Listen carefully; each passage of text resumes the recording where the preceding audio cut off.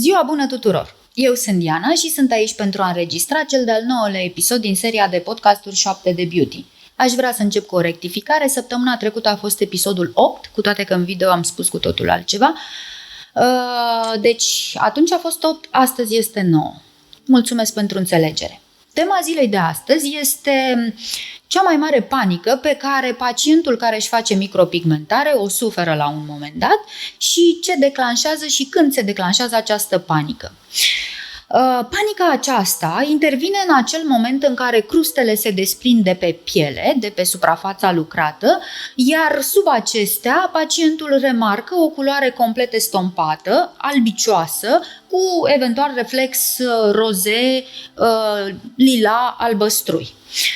Este o panică firească pe care și eu aș trăi-o dacă nu aș lucra micropigmentare și nu aș ști tot ceea ce știu despre pigmentare și procesele care se declanșează în timpul și ulterior procedurii în sine.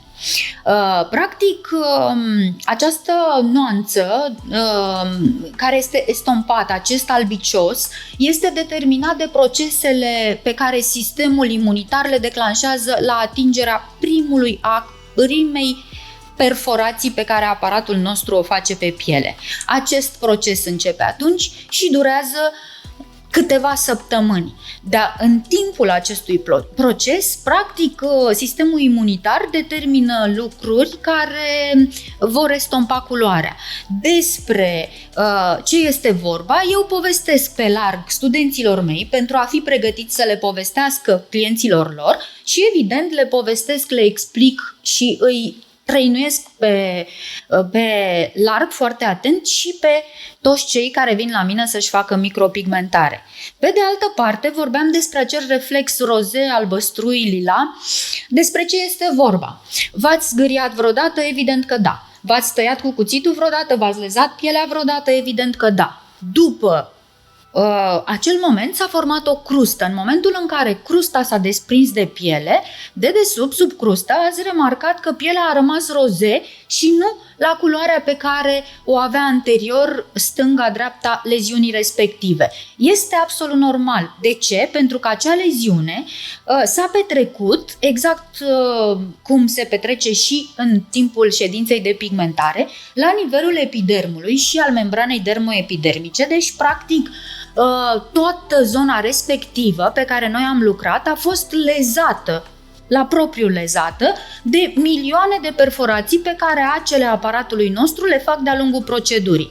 Aceste leziuni, practic, au nevoie de timp pentru a se vindeca, pentru ca pielea să se regenereze și acel roze de traumă să dispară. Și dacă a fost prezent un reflex lila, violet, ține strict rezistența pielii fiecăruia dintre noi și este foarte normal ca și acel reflex să apară. Practic, orice pacient trebuie să fie avertizat de toate aceste lucruri. Eu îmi avertizez pacienții, îi pregătesc și în felul acesta îi scutesc pe toți de acel moment de panică firească despre care vorbeam. Pe de altă parte, evaluarea rezultatului unei proceduri de pigmentare este corect să se facă la finalul acestor procese de vindecare. Practic, atunci poți evalua corect, în mod corect, dacă lucrarea este ceea ce ți-ai dorit. Are culoarea pe care ai dorit-o, ai visat-o, ai solicitat-o, are aspectul de degrade sau nu pe care l-ai solicitat și așa mai departe. Pentru a rezista și a trece cu bine orice pacient prin această perioadă, este bine să existe o foarte bună informare, așa cum spuneam, a pacientului și o foarte bună colaborare între tehnician și pacient. Trebuie foarte multă răbdare, nu doar din partea pacientului, care trebuie să treacă prin această vindecare, dar și din partea tehnicianului, care trebuie să înțeleagă că pacientul este o ființă, o individualitate, care are propriile temeri și propriile trăiri. Una peste alta, sperăm în rezultate minunate, sperăm